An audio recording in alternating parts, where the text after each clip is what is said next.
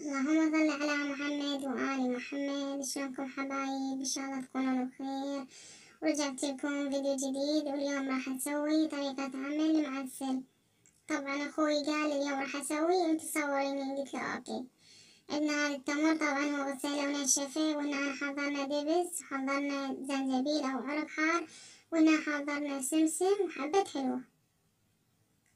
طبعا راح نكبسه بهذا الشكل بالسطل.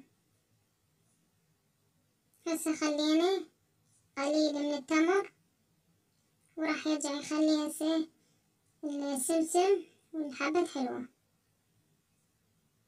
يعني كل ساعة نخلي قليل من التمر ونخلي السمسم وحبة حلوة على مود يتلابس ويا التمر.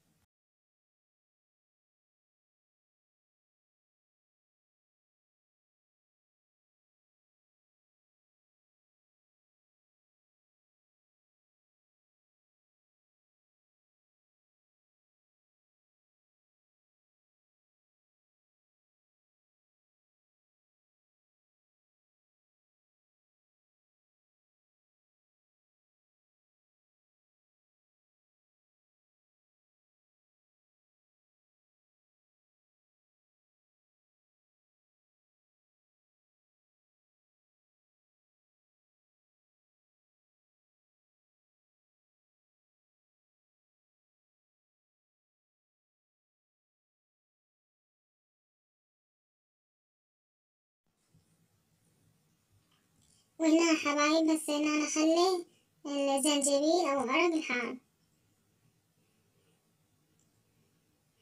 وراح يخلي هسه التمر.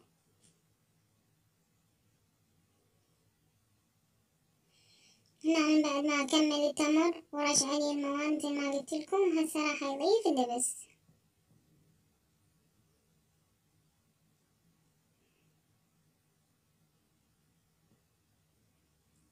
وبهذا الشكل هي طريقة كلش سهلة وبسيطة، والطعم يطلع كلش طيب. هسه صار بهذا الشكل، وراح نخليه تقريبا 3 أيام أو 4 ويكمل عندنا.